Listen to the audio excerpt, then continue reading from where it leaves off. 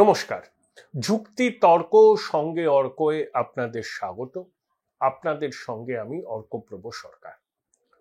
আমরা যারা প্রথমে আমাদের চাকরি জীবনের প্রথমে রাজনৈতিক খবর করতাম, তখন নিয়মিত সিপিআইএম এর রাজ্য দপ্তর আলিমউদ্দিন স্ট্রিটে যেতে হতো। বুদ্ধবাবু তখন সবে মুখ্যমন্ত্রী হয়েছেন, এটা আমি বলছি 2000 সাল। তখন থেকেই আমার সঙ্গে আলাপ হয়েছিল ওসমানের। কে ওসমান? ওসমান হচ্ছে বুদ্ধদেব বাবু যে সরকারি গাড়িতে চড়তেন সেই গাড়ির চালক। সম্ভবত শেষ দিন পর্যন্ত ওসমান বুদ্ধবাবুর সঙ্গী ছিল। ওই পার্ক সার্কাস মল্লিক বাজার অঞ্চলেই ওসমান থাকতো।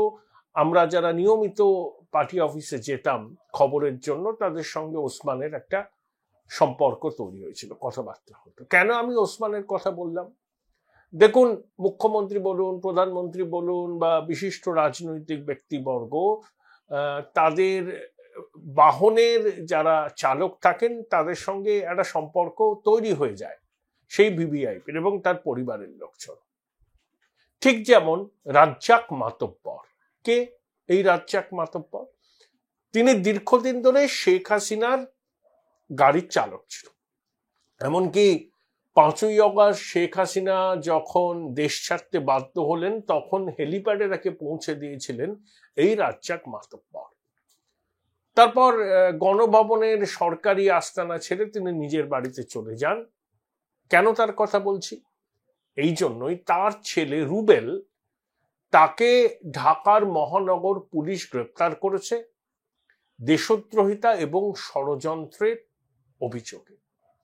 এবং কতটা হাস্যকর যে কোনো এক সাংবাদিক, তিনি আবার বাংলাদেশে থাকেন না, তিনি নাকি তদন্তমূলক সাংবাদিকতা করেন, তিনি সমাজ মাধ্যমে লিখেছেন এই রুবেল এখন সেনাকর্তা, প্রশাসনের পদস্থ আধিকারিকদের সঙ্গে আওয়ামী লীগের নেতাদের যোগাযোগ রক্ষা করে চলছেন। অর্থাৎ রুবেলের মাধ্যমেই ইউনূস সরকারের প্রশাসনের কর্তা ব্যক্তিদের সঙ্গে আওয়ামী লীগের নেতারা যোগাযোগ রাখছেন এবং এই অন্তর্বর্তী সরকারকে উৎখাত করার চক্রান্তে যুক্ত নাকি রুবেল, সেই জন্য তাকে দেশদ্রোহিতার মামলায় গ্রেপ্তার করা হয়েছে।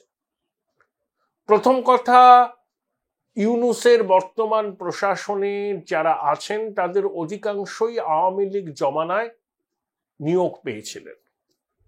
তাহলে প্রশাসনের আধিকারিকরা, আমি তর্কের খাতিরে মেনে নিলাম, যদি আওয়ামী লীগের নেতাদের সঙ্গে যোগাযোগ রাখেন, তাহলে প্রশাসনের আধিকারিকদেরই তো কাঠগড়ায় তুলতে হবে।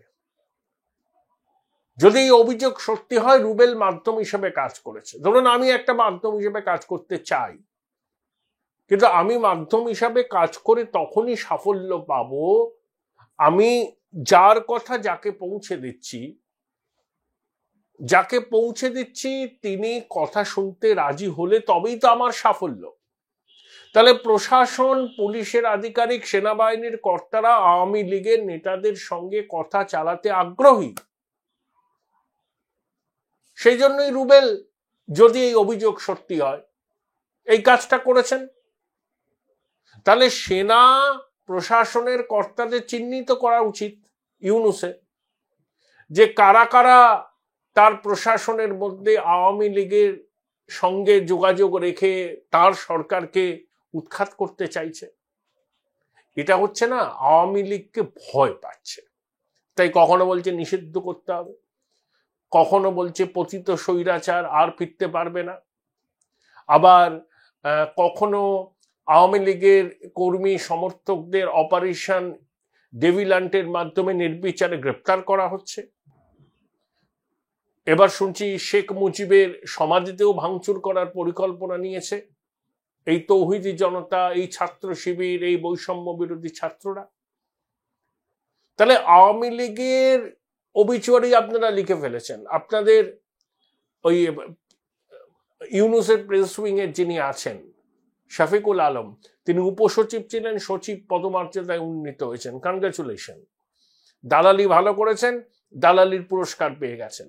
তো তিনি তো বলেই দিয়েছেন যে শেখ হাসিনার রাজনীতির দিন শেষ, যখন ঘোষণা করে দিলেন শেখ হাসিনা আওয়ামী লীগের কোনো ভবিষ্যৎ নেই বাংলাদেশের রাজনীতিতে, তখন এই উইছান করছেন কেন?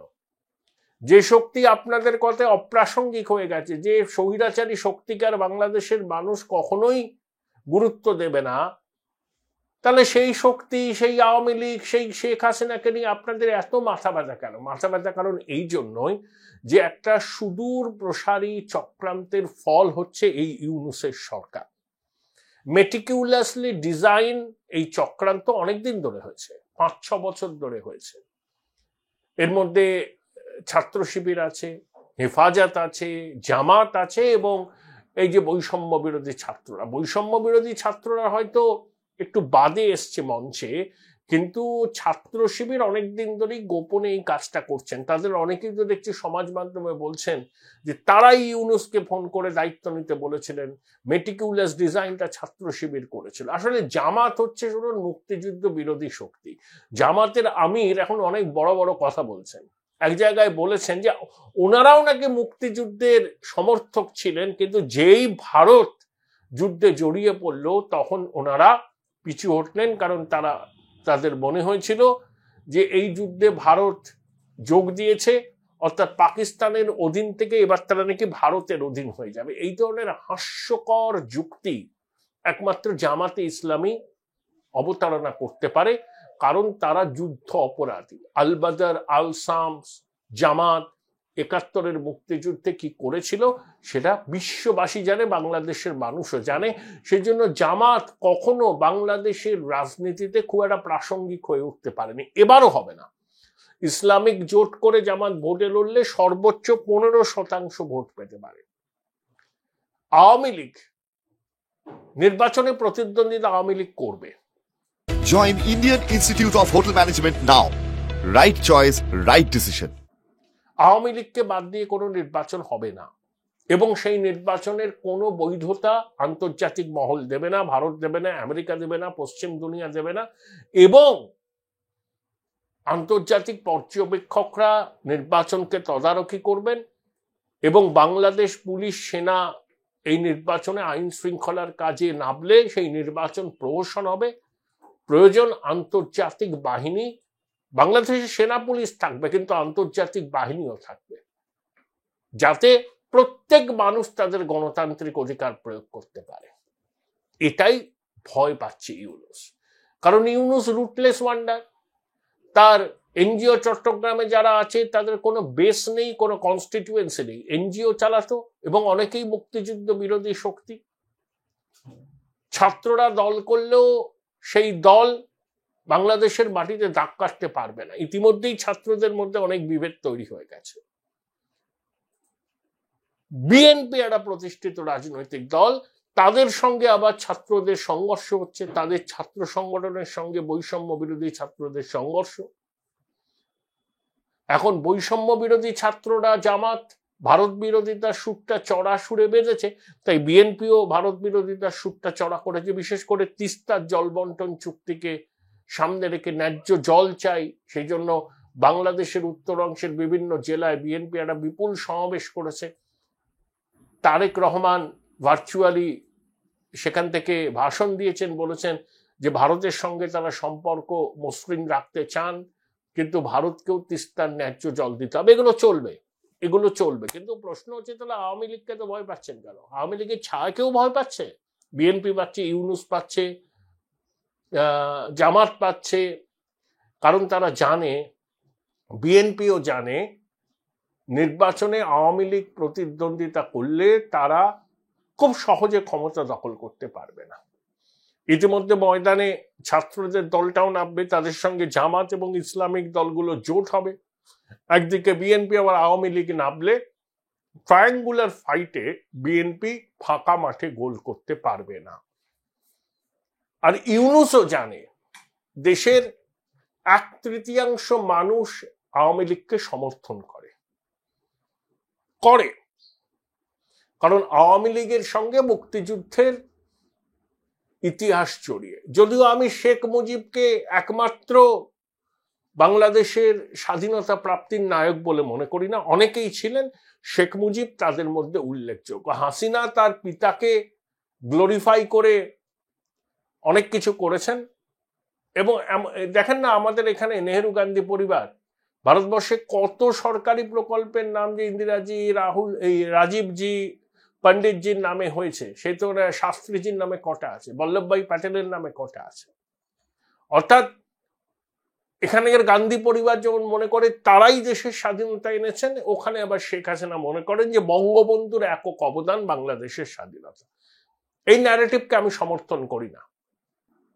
মুজিববাদ বলে কিছু হয় না, কিন্তু আওয়ামী লীগ বাংলাদেশের অনেক মানুষের সমর্থন এখনো এনজয় করে, সেটাই ইউনূসের ভয়। তাই উইচ হান্ট চলছে, ছায়াকে ভয় পাচ্ছে।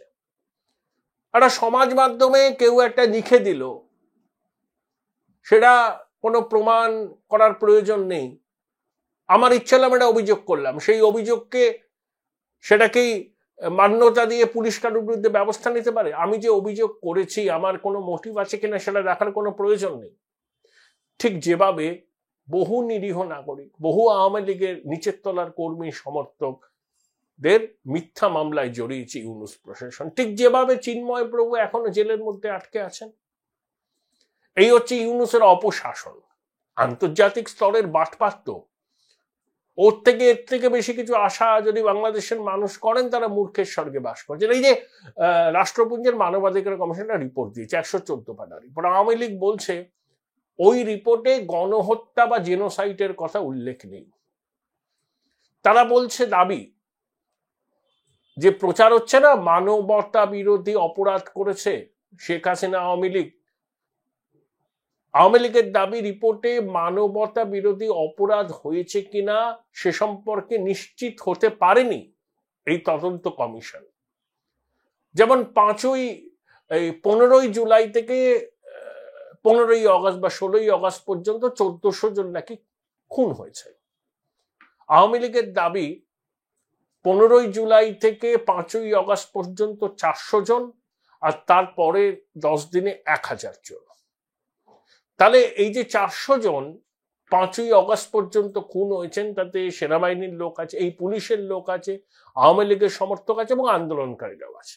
কিন্তু 5ই অগস্টের পর থেকে 15ই বা 16ই অগস্ট পর্যন্ত যে 1000 জন খুন হয়েছেন, তারা ধর্মীয় সংখ্যালঘু, মানে সনাতনী, আওয়ামী লীগের কর্মী সমর্থক, পুলিশ, সবাইকে ইন্ডেমনিটি দিয়ে দেওয়া হয়েছে। অর্থাৎ যারা পুলিশকে খুন করলো, যারা আওয়ামী লীগের কর্মীদের খুন করলো, যারা সনাতনীদের খুন করলো, তাদের কোনো বিচার হবে না ইউনূসের জমানায়? এ মাৎসর ন্যায় বলে কম গলা হয়। অর্থাৎ জল ক্রমশ ঘোলা হচ্ছে। আমি আবার বলছি, কোনো নির্বাচন বাংলাদেশে হবে না, ইউনূস করতে চায় না।